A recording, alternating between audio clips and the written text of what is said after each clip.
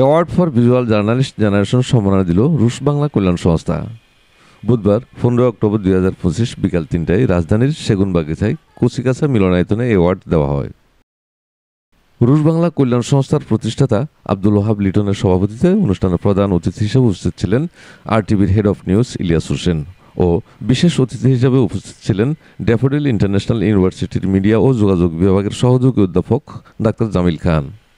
2002 সালে প্রতিষ্ঠিত রুশ বাংলা কল্যাণ সংস্থা এ যাবৎকালে মানুষের মৌলিক চাহিদা অন্ন, বস্ত্র, বাসস্থান, শিক্ষা, ক্রীড়া ছাড়াও প্রাকৃতিক দুর্যোগে, নদী ভাঙ্গনে অসহায় হতদরিদ্র মানুষের পাশে থাকার ইতিহাস নজিরবিহীন।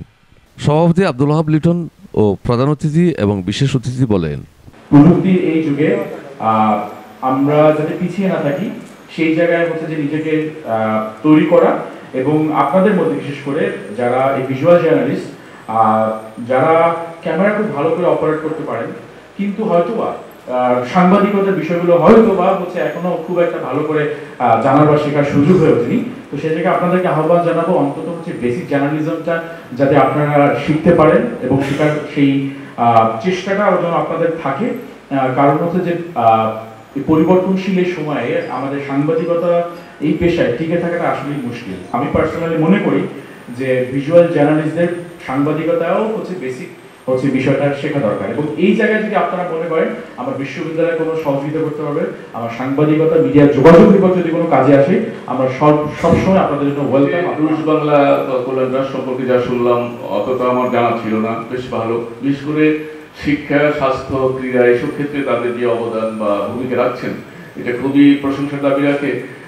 এটা অনেক আগে আমাদের সমাজে দেখা যেত যে শিক্ষা, স্বাস্থ্য, ক্রীড়া এইসব ক্ষেত্রে সমাজের দানবীর বা যাদের একটু অবস্থা ভালো আছে তারা বিনা শর্তে সহযোগিতা করতেন এবং তার এলাকার দুস্থদের সেবায় বা সম্ভাবনাময় ক্রীড়ামোদী তাদেরকে সহযোগিতা করতেন।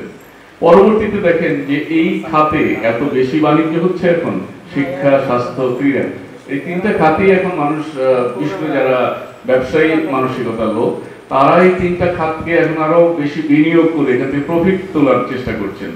তো সেই জায়গায় যখন রুশ বাংলা একেবারেই সহযোগিতার জন্যই তারা শিক্ষা, স্বাস্থ্য, ক্রীড়া ক্ষেত্রে ভূমিকা রাখছেন, এটা খুব প্রশংসনীয়।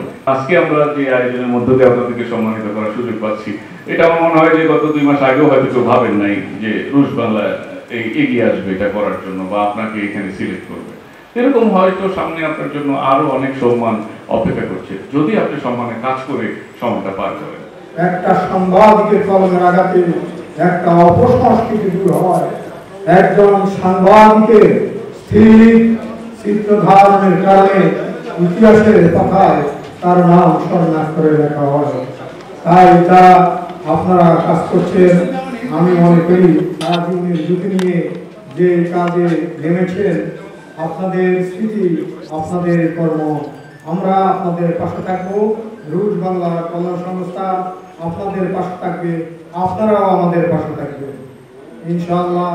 আপনি আজকে যদি সংবাদ সংস্থা না থাকতো, বিভিন্ন দেশে রাষ্ট্রপ্রধান মুহূর্তের মধ্যে দেখানো সম্ভব হতো না।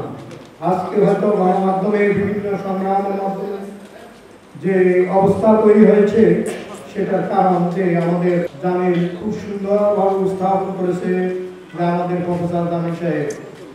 তাই একটি কথা বলবো, সব কিছু লোকালি করা যায় ইন্টারন্যাশনালি, কিন্তু তারা অলিখিত ভাবে নিজেরা হিরো, ব্যক্তিগত পার্সোনাল হিরো হওয়া যাবে, কিন্তু ইন্টারন্যাশনালি তার কোনো প্ল্যাটফর্ম থাকে না। তাই ইন্টারন্যাশনালি প্ল্যাটফর্ম থাকতে হলে মিডিয়া রেজিস্ট্রেশন করতে হবে। তাই টিভি মিডিয়াটা সবসময় রেস্ট্রিক্টিত এবং ইন্টারন্যাশনালিও তাদেরকে এসে পাওয়া যায়। তাই টিভি মিডিয়া সাংবাদিকদের জীবন নিয়ে আমরা আগামী বছর ইনশাআল্লাহ ভালো করব। আমাদের যার ফুল নেতৃত্বে আমরা জামিলকে দায়িত্ব দেব। আমি শুধু একটি কথাই বলবো, মানবতাই বেস্ট পলিসি আর ট্রুথফুল, সত্যবাদিতা, নিয়মানুবর্তিতা একটা সমাজকে সত্যের উপর প্রতিষ্ঠা করতে সহায়তা করে। আপনারা সত্য প্রকাশে কখনো পিছপা হবেন না। আপনি হয়তো আজকে চলে যাবেন, পরবর্তী জেনারেশন আপনার সত্য প্রকাশের না কারণে তারা কিন্তু বুঝবে তারাই আপনাদেরই সন্তান। আপনারা সত্য প্রকাশে কখনো পিছপা হবেন না। আমার অনুরোধ থাকবে এটাই, আমি আপনাদের সবার মঙ্গল কামনা করছি, সুস্বাস্থ্য কামনা করছি, নিরাপদ জীবন ব্যবস্থা কামনা করছি। মানুষের জন্য আমরা সবারই জন্য এই দেশে জন্মেছি বলে হয়েছি আমরা ধন্য। Zebra crossing, foot over bridge, রাস্তা পারাপারের জন্য সচেতন হব আমরা মানুষেরই জন্য। ওভারটেকিং নিষিদ্ধ এলাকা, ওভার ট্রেকিং করবেন না। ফিটনেস বিহীন গাড়ি কিন্তু রাস্তায় নামাবেন না। মাদক মুক্ত চাই সমাজ, থাকবে না কোনো সন্ত্রাস। সমৃদ্ধশালী দেশ গড়ার করবো আমরা অঙ্গীকার।